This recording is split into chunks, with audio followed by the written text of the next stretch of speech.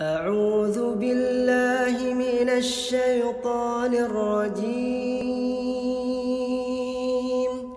بسم الله الرحمن الرحيم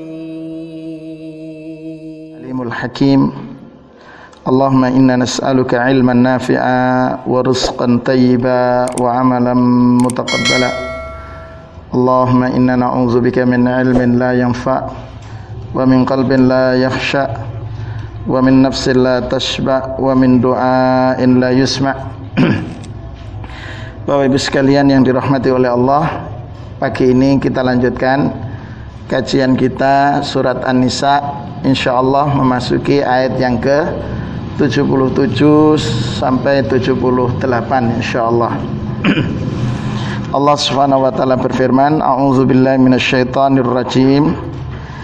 Alam tara ilal ladzina qila lahum kuffu aydiyakum wa aqimus salata wa atuz zakah falamma kutiba alaihimul qitalu idza fariqum minhum yakhshawna an-nasa ka khasyatillah aw ashadda khasyah wa qalu rabbana lima katabta alaina al-qital laula akhartana ila ajalin qarib kul mata'ud dunya qalilun wal akhiratu khairul liman ittaqa wala tuzlamuna fatila aynama takunu yudrikkumul maut walau kuntum fi burujin musyayyadah wa in tusibhum hasanatun yaqulu hadhihi min indillah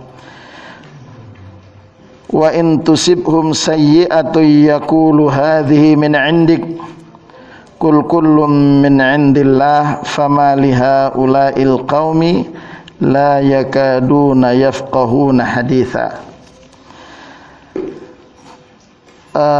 Penjelasan tafsir terkait dengan ayat ini, muallif rahimahullah menyatakan, alam ta'lam ayyuhar rasul, tidakkah engkau mengetahui wahai Rasul, yaitu Rasulullah SAW, sya'na ba'di ashabika, kondisi atau keadaan sebagian daripada sahabat-sahabatmu,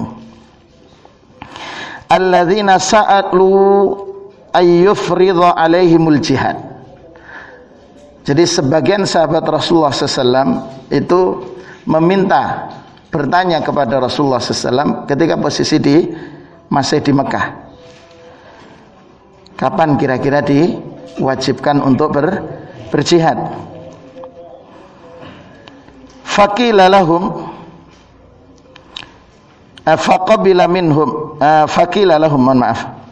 Jadi ketika mereka bertanya tentang kapan ada kewajiban jihad, kemudian disampaikan kepada mereka akan kewajiban jihad itu, tapi yang terjadi,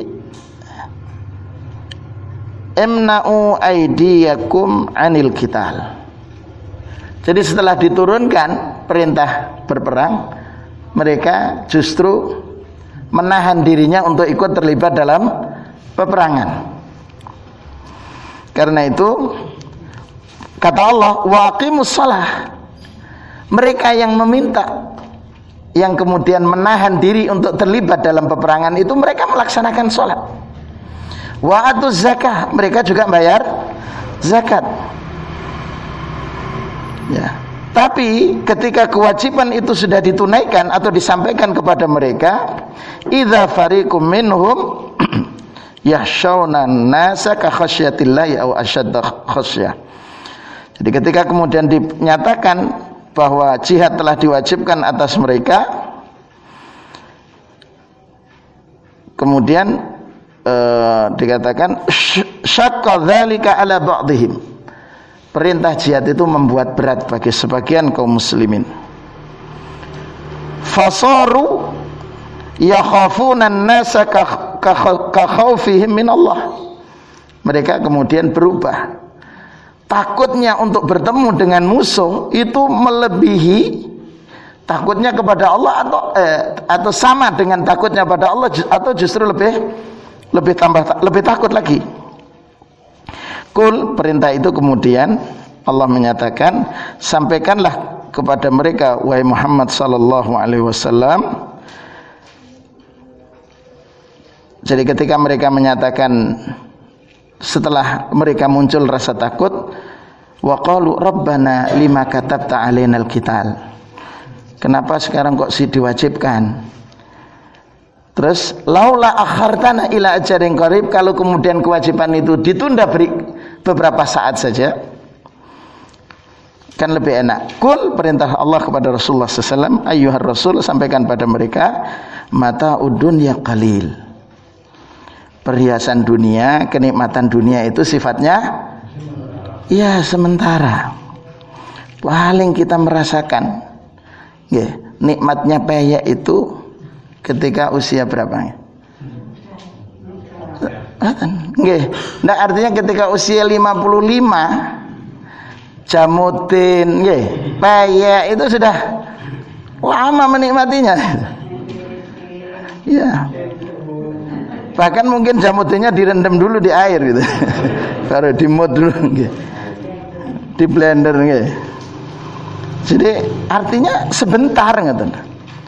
Masih kecil mampu makan tebu, masih kuat. Usia sudah. Ya begitu. Dalam. Karena itu kata Allah, kul mata'ud dunya qalilun wal akhiratu khairu limanit taqa wa la tuzlamuna fatila.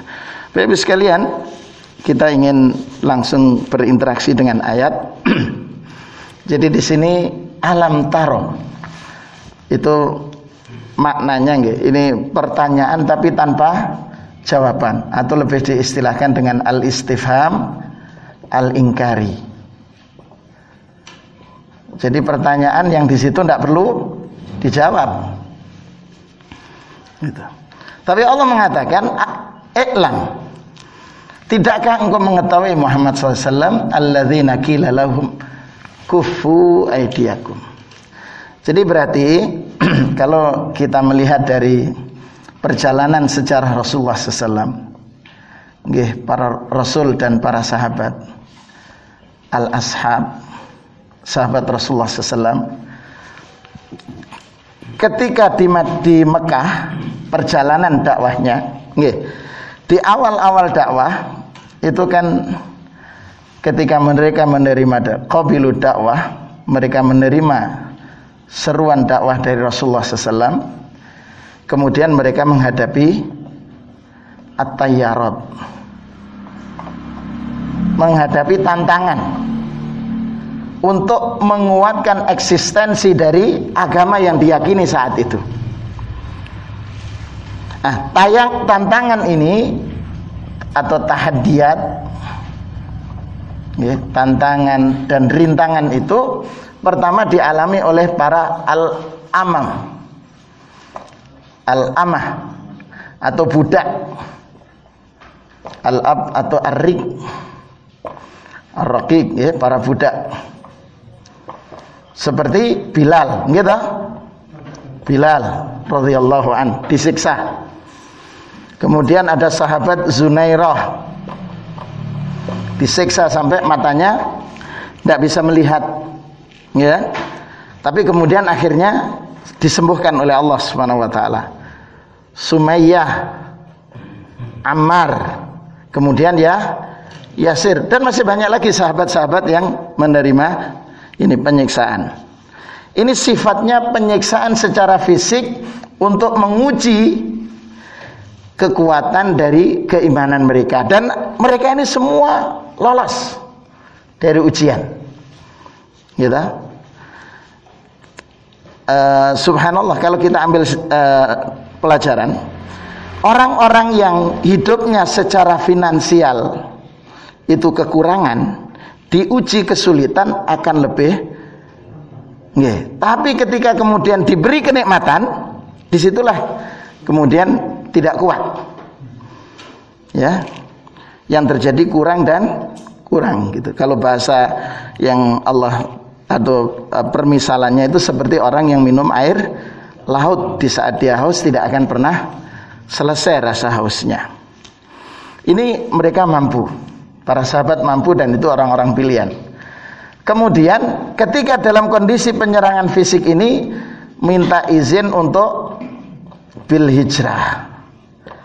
Kan izin untuk mendapatkan hijrah. Karena tidak hanya fisik, kemudian tantangan berupa larangan. Man'u ada'is shalah. Jadi atau larangan untuk syiar-syiar syairil Islam. Syiar-syiar Islam itu tidak boleh, sholat tidak boleh. Kalau toh melaksanakan sholat tidak boleh banter-banter. Gitu. Kalau sekarang mungkin bahasa sekarang tidak boleh pakai pengeras suara. Ya, tapi suaranya yang bicara boleh, ya kan?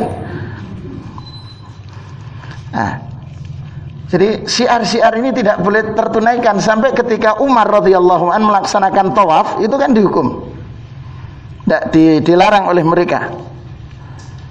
Ya. Dan banyak lagi kehidupan para sahabat radhiyallahu an. Ketika mereka mendapatkan tantangan ini sukses para sahabat. Akhirnya mereka bertanya kepada Rasulullah SAW, kapan diizinkan untuk hijrah? Kan? Akhirnya diizinkan hijrah ke Habasyah, gitu. Habasyah, Ethiopia kalau sekarang, gitu. Apa kata Rasulullah? Di Ethiopia itu ada Al-Malikul Adil, penguasanya bersikap adil, Najasyi. Akhirnya mereka di sana bisa melaksanakan. Tapi apakah tantangan ini berhenti? Tidak. Para pembesar kufar Quraisy mengirim utusan delegasi untuk bertemu dengan Raja Habasyah. Intinya apa? Supaya dikembalikan. Jadi kalau bahasa sekarang, para orang-orang yang lari dari kampung halamannya, pengungsi lah ya. Kalau bahasa Arabnya para lajiin, itu ngungsi. Nah, kemudian mereka ketika mengungsi mendapatkan suaka politik dari Raja Najasyi. Jadi suaka politik gitu. Nah, karenanya itu kalau sirah kemudian dikaitkan, masya Allah itu mendapatkan suaka politik. Tapi apa berhenti? Tidak. Rekayasa musyrikin terus dilakukan. Abu Sufyan dan kawan-kawan waktu itu memberikan uang sogok. Siapa yang pertama kali disogok dari Najasyi? Orang-orang yang ada di sekitar penguasa. Disogok dengan masya Allah itu. Tapi yang terjadi, Najasyi ini karena memang dikatakan oleh Rasulullah adalah Malikul Adil, mereka diundang dari dua sisi, konfrontasi langsung, diuji. Karena itu juru bicara dari keluarga Rasulullah SAW ada, gitu. Kemudian dari musyrikin, mereka menyampaikan informasi-informasi negatif tentang orang-orang yang hijrah ini. Kemudian dijelaskan oleh sahabat tentang apa sesungguhnya yang dibawa oleh Rasulullah SAW. Raja Najasyi kan sebenarnya dia masuk Islam, cuman tidak disuarakan, kan gitu, tidak langsung terang-terangan. Akhirnya mendapatkan suaka politik dan mendapatkan keamanan. Gagallah upaya musyrikin. Nah, ketika dalam kondisi ini kemudian sepulang dari hijrah dari Habasyah, kemudian Rasulullah mengizinkan untuk hijrah ke Madinah karena Rasulullah mendapatkan restu untuk hijrah ke Madinah, gitu. Akhirnya Rasulullah SAW mendapatkan tantangan yang dialami Rasulullah pun sama.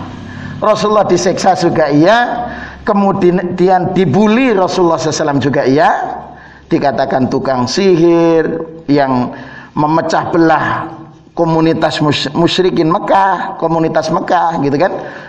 Semua tuduhan-tuduhan, istilah-istilah itu sekarang kan muncul juga, gitu. Artinya Bapak Ibu sekalian, kalau bahasa Al-Quran watilkal ayyamu nudawilu wa bainan nas, itu betul. Istilah-istilah itu dipakai dengan bahasa-bahasa yang hampir sama, gitu. Rasulullah melakukan itu, mendapatkan tekanan. Karena itu ketika mendapatkan hijrah, sebelum Rasulullah mendapatkan perintah hijrah, kan kemudian ada bai'ah Aqabah Ula, bai'ah Aqabah Tsani, gitu. Nah, ketika Aqabah, orang-orang Aus dan Khazraj berangkat ke Mekah menunaikan ibadah haji sesuai dengan ajaran mereka, Rasulullah menemui. Jadi Rasulullah selalu mencari kesempatan untuk menyampaikan kebenaran kepada penduduk yang melakukan aktivitas ibadah dari suku Aus dan Khazraj. Orang Aus dan Khazraj mendapatkan informasi dari para tokoh Yahudi tentang akan munculnya seorang nabi, dan tempat hijrahnya itu adalah yang di situ ada banyak pohon kurmanya. Komunitas Yahudi ada. Akhirnya Rasulullah mengutus sahabat Mus'ab bin Umair gitu, untuk menjadi dai pertama. Dan selama 1 tahun melaksanakan aktivitas dakwah, tidak ada satupun penduduk Madinah kecuali semuanya sudah masuk Islam. Tidak ada satupun penduduk di Madinah kecuali setiap keluarga ada yang memeluk agama Islam, dan itu atas dakwah dari Mus'ab bin Umair radhiyallahu anhu gitu. Ketika itu kemudian barulah Rasulullah SAW diberikan oleh Allah Subhanahu wa Ta'ala izin hijrah, dan kemudian ketika hijrah dan sampai di Madinah membentuklah komunitas, ya, komunitas Madinah. Ya, komunitas Madinah ini pemimpinnya jelas, yaitu Rasul. Penduduknya jelas, suku Ansor, kaum Ansor. Ansor ini terdiri dari Aus dan Khazraj, gitu. Khazraj. Kemudian Muhajirin, gitu, dari Mekah dan lainnya. Suhaib Ar-Rumi, Salman Al-Farisi dan lainnya. Ini termasuk kategori yang hijrah ke Madinah. Suhaib itu termasuk hijrah. Artinya mereka dari berbagai negara asal yang kemudian masuk dalam wilayah komunitas Muhajirin. Undang-undangnya jelas, gitu. Nggih, konunnya jelas, dusturnya jelas. Undang-undangnya jelas, yaitu Al-Qur'an dan Sunnah. Nggih. Kemudian di Madinah ternyata ada komunitas. Komunitasnya adalah Yahudi. Ya, ada Bani Nadir, gitu, Bani Nadir. Kemudian ada Nuqa. Kemudian ada Bani Mustalik. Ya, artinya komunitas Yahudi itu ada Bani Mustalik, Bani Qainuqa, Bani Nadir, gitu, Quraidah. Itu banyak komunitas Yahudi. Ya, tidak langsung dekat dengan Madinah, artinya tidak dekat langsung dengan Masjid Nabawi, tapi di sekitar perjalanan Mekah dan Madinah. Kemudian ada komunitas musyrikin dari kalangan kabilah yang ada di sekitar Madinah. Rasulullah SAW membuat perjanjian dengan Yahudi yang kemudian diistilahkan dengan piagam Madinah, kalau bahasa kita, nggih, piagam Madinah. Disetujui. Ini sesungguhnya kalau bahasa melalui undang-undang tentang PBB, maka ini sudah diakui sebagai negara. Ada pengakuan yang dari komunitas lain, yaitu pengakuan Yahudi. Kemudian ada musyrikin, kabilah-kabilah itu. Artinya Madinah itu sudah kuat. Dalam kondisi seperti itu para sahabat kemudian yang bertanya, kapan kira-kira ada perintah jihad? Kata Pak. Ya. Jadi perintah kapan ada kewajiban jihad, wahai Rasul? Begitu. Sebagaimana ketika di Mekah pun sudah ada muncul keinginan untuk berjihad. Ketika kemudian Allah fardukan jihad, jadi fardiyatul jihad itu sudah turun, ternyata sebagian pengikut Rasulullah SAW ini kufu aydiakum, menahan tangan mereka. Untuk apa? Tidak terlibat dalam aktivitas jihad. Jadi menahan tangan mereka atau menahan keterlibatan mereka untuk jihad. Jadi setelah ini turun, ada komunitas yang menolak. Ya, menolak. Alasannya apa? Belum siap. Belum siap. Kenapa dikatakan belum siap? Mereka mengatakan laula akhartana ila ajalin qarib. Kenapa enggak nanti dulu aja supaya kita betul-betul siap. dari harta siap, fisik siap, perbekalan juga siap begitu. Begitu juga kan dalam komunitas kita kaum muslimin kan begitu. Kapan kita punya kajian? Ada masjid basis. Sudah mulai dibentuk masjid. Terus kok sekarang masa pandemi saya tidak bisa terlibat untuk infak. Coba kalau nanti nunggu selesai pandemi. Pandemi kita tidak tahu, Pak. Masih berapa lama lagi kan gitu. Apalagi sudah diketahui mutasi virus itu, masya Allah itu. Ya, alhasil di komunitas kaum muslimin ada yang menolak, minta ditunda, menolak untuk minta ditunda. Permintaannya ditunda. Alasannya apa? Ya belum bersiap. Gitu. Tapi Allah Subhanahu Wa Taala membuka tabir mereka. Idza fariqum minhum yakhshawnan nas. Jadi ada komunitas yang ya pengecut atau belum siap untuk berhadapan perang tanding. Perang jihad itu belum siap. Karena itu bahasa Allah yakhshawnan nas, takut kepada manusia itu kakhasyatillah, seperti takutnya kepada Allah. Wih, ya sama dengan kita lah, Pak. Nggih, kalau naik motor ndak bawa SIM atau ndak bawa STNK, meskipun pakai helm kemudian di depan ada polisi. Gitu. Waduh. Itu langsung memorinya itu. Waduh, nanti kena ini. Padahal polisinya hanya jaga anak sekolah. Gitu kan? Tapi muncul balik gitu kan. Kan. Apalagi kemudian pas ada acara rencananya mau operasi itu, masya Allah sudah. Ya hadis itu, Pak. Jadi takut kepada polisi kadang lebih dari takut pada Allah gitu kan. Ya itu bahasanya Allah, kahasyatillah, au asyad, atau justru lebih takut daripada Allah. Takut kepada ini aparat gitu. Buktinya apa? Ketika aparat masya Allah takut ngambil duit di masjid itu tenang aja. Gitu. Nggak sholat, terlambat sholat sampai lepas dari waktunya, tenang, masih aman. Tapi giliran ada pemeriksaan di jalan, wah itu muncul itu. Jadi Bapak Ibu sekalian, perlu juga kita untuk mengevaluasi, jangan-jangan kita ini lebih takut kepada manusia daripada Allah gitu kan. Nah, kemudian Bapak Ibu sekalian, mereka yang takut kepada Allah minta ditunda jihad yang sebenarnya dia takut untuk berhadapan dengan manusia, atau bisa jadi karena pengecut, atau ada sebab lain. Mereka mengatakan, Rabban lima katabta alainal qital, kok sekarang engkau wajibkan perang, kita belum siap. Laula akhartana ila ajarin qarib. Tapi Allah Subhanahu wa taala mengetahui isi hati kita, isi hati para sahabat saat itu. Ya. Allah langsung mengatakan, kul mata'ud dunya qalil. Gitu. Sama dengan pemuda yang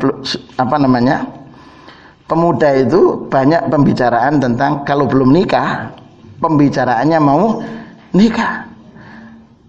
Tapi ketika disuruh nikah, belum siap, belum punya pekerjaan tetap, begitu kan?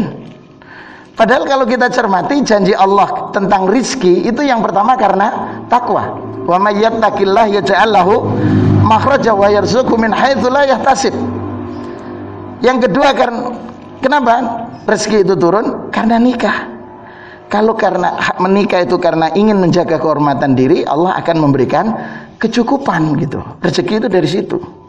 Cuman orang tua kita, para orang tua khawatir kalau punya mantu kemudian tidak punya pekerjaan. Jadi akhirnya ya biar selesai kuliah dulu. Ngaten nggih? Ya itu, alasan lah banyak.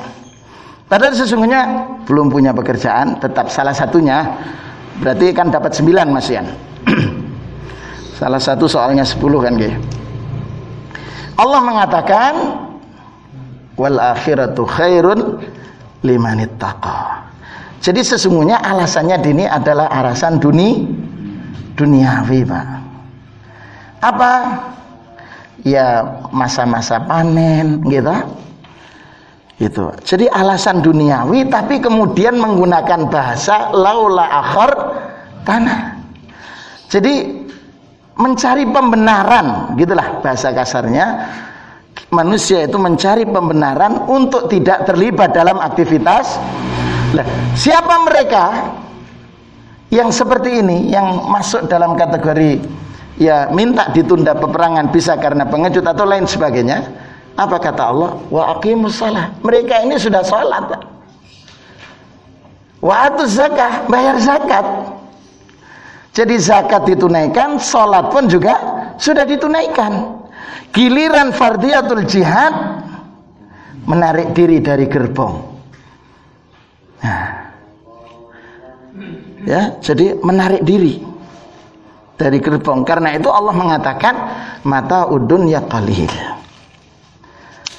Dunia itu sedikit, sebentar, gitu.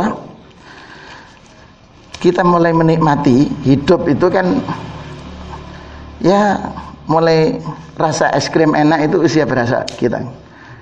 Kira-kira TK gitu nggih, usia 7 tahun lah, nggih, baru merasakan enak gitu kan, sate enak nggih. Ketika usia 50 tahun, sate mbek, wah kolesterol, gula sudah mulai kan nggih, mulai dikurangi gitu. Kayak enggak tedas nggih. Jamutin sudah enggak kuat, kan ngaten. Itu di sini sudah. Artinya kenikmatan kita Bapak Ibu sekalian sudah mulai dikurangi oleh Allah. Gitu. Anak SD pagi bangun main, siang main, sore main, malam main masih. Wah, kita sudah mulai turun. Artinya kita harus sadar bahwa ketika bertambah usia, kekuatan fisik kita semakin turun. Gitu. Berarti kapan kita beramal soleh? Ketika masa-masa sehat itu. Mulai balik al-bulugh sampai kita puncak kekuatan usia berapa nggih? 40 lah, 50 nggih, masih kuat. 50. Setelah 50 ini mulai berkurang sudah. Gitu. Mulai berkurang. Jadi siang harus tidur walaupun sebentar. Waktu masih muda enggak pernah tidur siang. Gitu. Gitu kan? Jadi kalau anaknya, cucunya main itu langsung emosi, bes. Belum mbahnya belum istirahat. Nggih, saya alhamdulillah belum punya cucu nggih. Oh sudah. Cucu dari ponakan. Tapi masih belum terganggu nggih. Ini muncul sudah mulai turun. Padahal yang terjadi di kita mulai aktif dalam kajian keislaman, aktif dalam kegiatan-kegiatan itu kapan? Setelah pensiun. Gitu. Yang mau. Enggak mayoritas Pak. Gitu. Menjadi takmir setelah pensiun. Takmir masjid, aktivitas masuk pagi itu. Karena itu saya ketemu dengan orang yang mau pensiun gitu kan. Insya Allah November nanti pensiun. Pripun Pak? Sebentar lagi kita akan menikmati. Fokus untuk ibadah. Lah selama ini, ya kan ngaten. Enggak berarti kurang kan ngaten Pak. Alasannya kan ngaten. Kurang fokus gitu. Padahal mestinya di waktu Mas Enu kan ibadah juga kan ngaten. Mencari nafkah, berangkat ibadah gitu, berangkat bekerja. Jadi memang kalau pekan yang lalu saya menyampaikan bahwa kita harus selalu mengingatkan niat kita bahwa kita itu setiap saat beribadah. Berangkat kerja ngajar, jadi guru niatnya ngajar, tugas. Padahal itu pun juga ibadah kalau kita menilai dan lain sebagainya. Jadi mulai awal innamal a'malu itu harus kita tanamkan. Nggih. Jadi di sini. Padahal kalau sudah di sini sudah mulai berkurang, gitu. Fisik berkurang, qiyamul lailnya pun juga tidak bisa lama-lama berdiri, gitu. Karena itu sudah pakai kursi. Jenengan lihat di Masjid Nabawi itu nggih. Masjid Haram Makki itu udah sholat itu sudah pakai kursi. Berdiri lama dah capek. Sudah begitu. Jadi semakin tua kita semakin berkurang. Tapi sering kita mengatakan nanti ketika sudah secara finansial selesai. Makanya Bapak Ibu sekalian, kalau boleh ngapunten, kita coba cermati, Rasulullah berhenti mencari sumber hidup ekonomi itu kan setelah diangkat sebagai Rasul, gitu. Nggih. Mulai bekerja itu ketika sebagai pengembala kambing. Gitu. Kata Rasulullah SAW, "Ma min nabiyyin illa ra'al ghanam." Tidak ada seorang nabi kecuali dia akan mengembalakan kambing. Wala anta ya Rasulullah, engkau juga wahai Rasul. Rasulullah mengatakan, "Ra'aitul ghanama ali ahli Makkah ala qararid." Jadi upah. Ketika beliau mendapatkan upah, upahnya kan dibagi 3. Sepertiga untuk beliau, sepertiga untuk membantu ekonomi pamannya Abu Thalib, sepertiganya untuk persiapan investasi. Begitu. Sehingga ketika usia 40 tahun sudah selesai. Maksud saya Bapak Ibu sekalian, bagaimana kalau kita sekarang ini masih bekerja? Nah, kita harus mempersiapkan minimal cucu kita, ya, anak kita usia 40 tahun itu sudah selesai untuk urusan dunianya. Supaya apa? Setelah 40, yaitu 41 itu masa fokus, dia sudah mulai investasi akhiratnya. Ya kan? Jadi kita persiapkan itu. Karena Rasulullah kan tidak pernah cerita usia Rasulullah dagang usia 40 tahun, betul kan? Nah, berhenti sudah Rasulullah SAW. Begitu. Artinya kalau saya boleh mengambil, kita harus fokus, ada waktu kita batasi kapan kita sudah harus berhenti dari aktivitas yang sifatnya duniawi, full lebih duniawinya, kemudian mulai berkurang. Duniawi ini adalah sarana investasi ibadahnya. Terus begitu.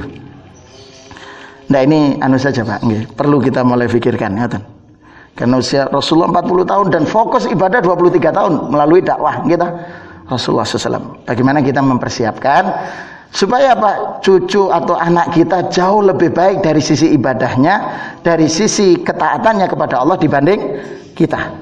Jadi kita mulai persiapkan, begitu. Karena itu perlu bekal, termasuk bekal ilmu, bekal agama. Bapak Ibu sekalian, kemudian Allah menyatakan wal akhiratu khairun limanit taqwa. Akhirat itu lebih baik bagi orang yang bertakwa. Nah, kemudian Bapak Ibu sekalian coba jangan cermati. Ini kaitannya dunia. Kemudian tiba-tiba Allah mengatakan wala tudzlamuna fatila. Pirsa fatila nggih. Kalau jenengan dahar kurma nggih, kulitnya kurma selesai jenengan dahar, itu bijinya itu kan ada pembungkus putih. Pembungkus putih itu namanya kitmir. Kitmir. Nggih. Kalau dalam surat Fatir ayat ke-14 kalau nggak salah, atau 13, ma yamlikuna min kitmir. Tidak punya sedikit pun. Fatila, benang kecil yang bungkus itu namanya fatila. Jadi artinya kalian orang-orang mukmin, baik yang meminta penundaan jihad atau yang bersemangat dalam jihad, gitu, tidak sekecil apapun, sebesar benang pun dizalimi. Tidak ada kezaliman yang Allah lakukan. Wala tuzlamuna fatila. Ya. Karena itu kalau bahasa pengecut berarti takut mati. Aina matakunu, di mana saja kalian berada, yudrikumul maut. Mati itu akan menjemput kita. Walau kuntum fi burujim musyayyadah, meskipun kita berada di istana yang Masya Allah kokohnya, bikin bunker gitu. Kalau di di Timur Tengah atau di Filistin itu rumah di bawahnya ada bunker supaya tidak kena rata bangunan atasnya dengan tanah, mereka masih bisa selamat karena di bawah ada bunker. Nah, kalau di lembaga keuangan, saya tidak tahu kalau Kejagung ya, Kejaksaan Agung. Kalau lembaga keuangan itu untuk jenengan kan mengajukan pembiayaan, ada jaminan gitu. Jaminannya itu diletakkan di lemari, yang lemari itu tidak akan bisa terbakar. Jadi pakai baja atau apa nggih, dan itu harus cor sehingga tidak akan terbakar. Mungkin di Kejaksaan Agung berkas-berkas perkara itu disimpan di situ mungkin nggih. Kalau lembaga keuangan disimpan. Jadi enggak, meskipun banknya kebakaran, berkas-berkas itu masih tersimpan, berkas-berkasnya ini. Meskipun kita dalam istana atau di tempat yang tertutup, yang kokoh sekalipun, mati itu tetap datang. Meskipun tidak ada celah, malaikat itu tetap mencabut roh. Artinya apa? Dunia itu kecil, dimanapun, meskipun kamu punya harta yang luar biasa, kemudian tinggal di tempat itu, kematian akan datang. Lah, ini Allah kembali menjelaskan tentang tipologi mereka yang minta ditunda jihad itu. Apa yang kedua? Tipologi berikutnya, wa in tusibhum hasanatun yaqulu hadhi min indillah. Kalau mendapatkan nikmat, ini datangnya dari Allah karena kita menjaga ketaatannya, menjaga hubungan komunikasi dengan Allah, melaksanakan perintah Allah, menjauhi larangannya, Allah anugerahkan. Tapi giliran wa in tusibhum sayyi'ah, terluka dalam medan perang, qalu hadhihi min indik, ini gara-gara engkau wahai Muhammad. Coba. Jadi Allah menjelaskan di tengah-tengah barisan kaum muslimin yang Rasulullah mimpin itu ada yang seperti itu, Pak. Apalagi di barisan kaum muslimin di era kita akan banyak. Ini kelompok orang yang suka mencari kambing hitam, meskipun banyak kambing putih. Gitu. Ini gara-gara. Suka nyalahkan orang, tidak pernah untuk mengevaluasi diri, begitu nggih. Qalu hadhi min indik. Allah memerintahkan pada Rasulullah SAW, qul, katakanlah wahai Muhammad SAW, kullum min indillah, semuanya itu datangnya dari Allah. Musibah asalnya itu hadir karena kemaksiatan kita, mengundang murka Allah Subhanahu wa taala. Famaliha ulail qaum la yakaduna yafqahuna haditha. Mereka ini orang-orang yang omongannya sulit untuk dipahami, ngoten dah. Jadi mencari-cari alasan yang pembicaraannya sulit untuk difahami. Bapak Ibu sekalian yang dirahmati oleh Allah, ini untuk ayat ini mengingatkan pada kita bahwa kita harus selalu tetap memohon kepada Allah agar Allah menjaga keistiqomahan keimanan kita di dalam jiwa kita. Karena itu harus selalu kita minta, ya muqallibal qulub tsabbit qalbi ala dinik. Itu yang pertama Ibu sekalian. Yang kedua, ini memberikan informasi kepada kita bahwa kalau di masa Rasulullah SAW aja yang dididik langsung oleh Rasul, itu ada sahabat ya yang muncul rasa takutnya, minta ditunda-tunda, begitu ya. Apalagi di era kita. Artinya kalau kita diamanai untuk menjadi sebuah pemimpin komunitas, kita harus sadar bahwa di tengah-tengah barisan yang jenengan pimpin itu mesti akan ada yang seperti itu, yang selalu mencari kesalahan orang lain, bukan untuk apa? Menutupi dirinya, menutupi kualitas beliau sebagai pimpinannya, kualitas dia sebagai pemimpin, suka mencari itu. Artinya kalau sudah begitu, kita harus selalu lapang dada, jangan sempit hati, berlapang dada, karena memang begitulah komunitas kita. Kemudian yang ketiga, Allah ingin memberikan informasi kepada kita bahwa di tempat kondisi apapun, ajal itu akan menjemput kita. Karena itu berarti kita harus siap mempersiapkan kapan saja. Kalau jenengan menempuh perjalanan, maka semenjak mau keluar rumah sudah sampaikan bismillahi tawakkaltu 'alallahi la haula wala quwata illa billah. Allahumma inni Allahu akbar, Allahu akbar, Allahu akbar. Subhanalladzi sakhkhara lana hadza wa ma kunna lahu muqrinin wa inna ila rabbina lamunqalibun. Allahumma inna nas'aluka fi safarina hadzal birra wat taqwa wa minal amali ma tardha. Allahumma hawwin alaina safarana hadza wadwi anna bu'da. Terus kemudian Bapak Ibu, itu kalau kita keluar rumah. Pagi hari dan sore hari jangan lupa kita untuk berdoa.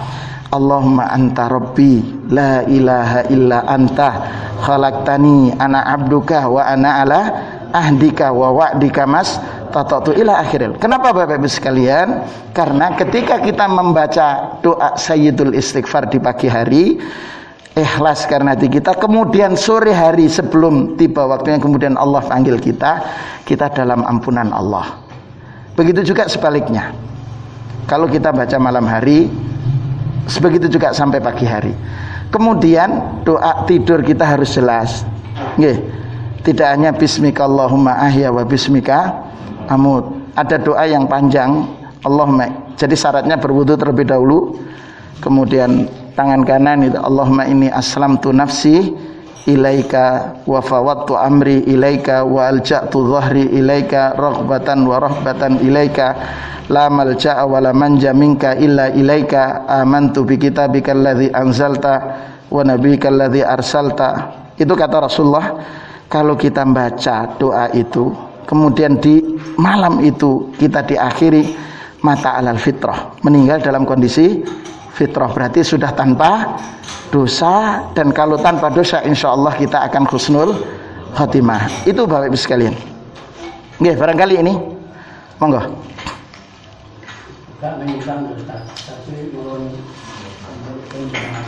Nggih, pripun? Saya situasi sekarang ini bingung. Nggih. Jadi kadang-kadang hati kita itu harus nanti atiullah wa rasul. Atiullah wa atiur rasul. Nggih. Tetapi sekarang rupanya bagaimana kalau di masjid-masjid itu disampaikan bahwa orang tidak boleh salaman, tidak boleh rapat, tidak boleh apa. Padahal yang lainnya itu seperti kita seperti pakai masker, pakai kebersihan. Dan kebersihan orang Islam itu saya kira sudah mulai lama. Wudhu itu sudah suci itu namanya. Tapi di sini rupanya ya, suatu saat hati Allah nggih. Amri ditaruh di paling atas. Jadi sembahyang tidak boleh rapet, salaman nggak boleh, silaturahim nggak boleh. Itu sekarang nanti bagaimana kita? Mestinya kan atiullah yang paling utama. Tapi kalau misalkan amri itu tidak sesuai, yang kita pakai itu yang mana? Hati-hati sudah. Dari yang punya dulu lah. Begini Pak. Jadi tetap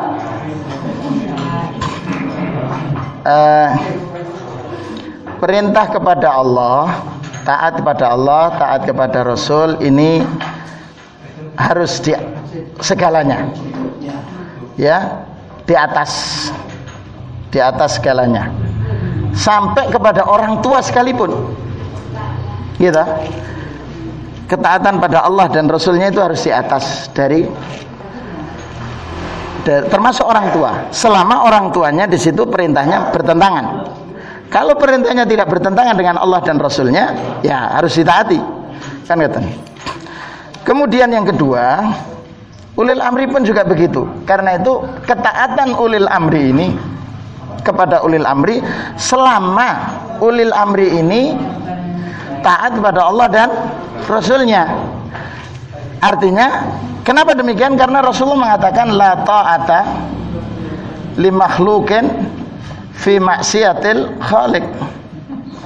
Jadi tidak ada ketaatan kepada pemimpin, kepada makhluk kalau di situ bermaksiat pada Allah. Nah, sekarang kita mensikapi terkait dengan ini Bapak Ibu sekalian. Ya. Gitu. Pak Tamyiz, kita harus paham bahwa di tengah umat Islam, di tengah dari barisan umat Islam itu ada yang kalau boleh keimanan dari sisi iman itu ada yang sudah hakul yakin kepada Allah. Nggih. Ada yang ainul yakin. Ada yang masih ilmul yakin. Ada yang asyaku, ragu-ragu masihan. Nggih. Nah, untuk memperjelas ilmu yakin ini contohnya ngeten, Pak. Allah menyampaikan informasi kepada kita bahwa Allah menciptakan surga dan neraka berdasarkan nas Quran, dan Allah janjikan untuk orang bertakwa itu surga. Itu kita belum sudah melihat surga? Belum. Itu berarti keimanan kita ilmu yakin. Gitu kan? Kalau ainul yakin itu ketika kemudian kita proses. Sudah kemudian meninggal, Allah gambarkan kenikmatannya. Oh iya, gitu. Hakul yakin ketika kita masuk surga. Oh benar, itu namanya hakul yakin. Nah, terkait dengan ini, masyarakat kita itu keimanan pada Allah itu masih ada yang ragu-ragu, gitu. Yang harus kita pahami sebenarnya virus ini, pertama jelas merupakan ulah manusia, jelas itu. Zaharal fasadu fil barri wal bahri bima kasabat aydin nas. Udah ulah manusia. Manusia melakukan kemaksiatan. Terang-terang bermaksiat nggih banyak. Gitu. Di depan umum melakukan kemaksiatan ya tenang. Yang sempat viral di Taman Maramis, gitu. Ya, pekan yang lalu kita bahas itunya kejadian dulu, sekarang kemudian viralnya itu. Artinya Bapak Ibu sekalian, Rasulullah mengatakan ketika kemaksiatan itu sudah dilakukan terang-terangan, maka sudah ayya ummahumul bala. Ujian itu Allah turunkan kepada semuanya. Yang kualitas ibadahnya bagus, yang itu semua kena. Begitu. Jadi di situ Bapak Ibu sekalian, ini ujian. Jadi karena ulah manusia kemudian Allah hadirkan ujian. Nah, disinilah menguji keimanan kita. Nah, di sini. Nah, karena itu kemudian kalau saya melihat pemerintah itu dan kan ada para medis, gitu. Itu kemudian dibuatlah sebuah protokol. Untuk apa? Dengan tetap melaksanakan ketaatan pada Allah. Di Saudi itu malah tidak boleh, awal-awalnya kan tidak boleh ke masjid, masjid tutup semua. Baru kemudian diberikan kajian oleh para ulama, kemudian dengan menjaga jarak, dikurangi jumlah, kemudian protokol itu dilakukan, gitu. Ya. Jadi di situ para ulama menyusun. Kenapa? Kaidah yang disepakati itu yang jelas begini. La dharara wala dirar. Ini hadis Nabi juga yang kemudian dijadikan sebuah kaidah. Ini problemnya kalau fisik kita sehat, ya, kemudian terkena, maka paru-paru kita bermasalah. Apalagi kalau kemudian ada penyakit bawaan, diabetes, terus jantung, itu akhirnya kemudian merembetnya akan semakin cepat. Karena itu sebagai upaya al-wiqayah khairu minal ilaj, penjagaan itu harus dilakukan. Dan selesai sholat tidak harus jabatan tangan gitu. Jangan kalau jenengan cermati itu guyonannya, kan orang-orang yang habis sholat dianggap jabatan, ada menganggap bid'ah kan gitu nggih. Nah, kemudian akhirnya ngomong, lah bener kan setelah Covid, ya kan? Gak usah jabatan kan? Itu anunya apa? Guyonnya, meme-nya kan begitu. Setelah itu kemudian jaga jarak. Oh bener kan? Selama ini kita tidak terlalu rapat. Wah kan ini. Itu kata mereka gitu. Jadi artinya Bapak Ibu sekalian, maksud saya kita harus menggunakan konsep ini. Jadi kenapa? Karena ad-dararu yuzal, bahaya ini harus dihilangkan.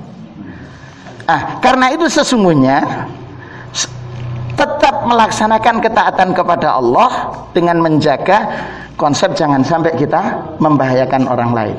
Terus terang, dokter medis di negara kita, korban dari medis itu tertinggi di dunia. Dan negara kita nomor 4 terburuk melakukan pencegahan ini, Pak. Kalau menurut baca-baca di koran itu. Artinya begini, Bapak Ibu sekalian, mari kita berbuat dan menjaga kualitas, menjaga imunitas. Makanya Rasulullah SAW minum madu, habatus sauda, gitu. Itu upaya penjagaan, menjaga imunitas tubuh kita, vitaminnya terjaga, itu. Jadi jangan dibenturkan di sini. Ketaatan ini. Jadi insya Allah tidak benturan sebenarnya kalau kita melakukan kajian lebih. Katanya menyelisih sunnah Rasul. Iya, tapi kan itu satu sisi. Tapi ada sisi yang lain yang kita tidak boleh melepaskan ini juga, hadis Rasulullah SAW. La dharara wala dirar. Khairun nas anfa'uhum linnas. Begitu. Jadi makanya di sini saya sampaikan di sini, di tubuh kita ini ada yang seperti ini. Ada yang ilmu yakin, ada yang hakul yakin. Ada yang sudah siap dengan menyatakan saya sudah siap secara. Ada seorang profesor yang menemukan prebiotik itu, itu dia tidak ketemu langsung, tapi beliau menjaga imunitas tubuhnya dengan mengkonsumsi madu, menjaga ini terjaga dan dicek memang sehat, begitu. Ini sudah hakul yakin dengan yang dia miliki, dengan kondisi fisiknya. Tapi mereka yang sedang kondisi syak atau masih ilmu, itu benar tak? Kan? Atau konspirasi, ini yang berat, Pak. Kenapa? Nanti yang disalahkan adalah ini. Jadi mohon untuk tidak dibenturkan. Yang jelas kalau konsep saya terus terang, saya begini, Pak. Saya terus terang kan pakai masker, pakai ini, Untuk apa? Kalau ustadznya kena,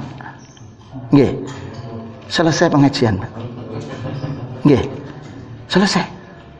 Itu yang pertama. Yang kedua, apakah berhenti di media sekali?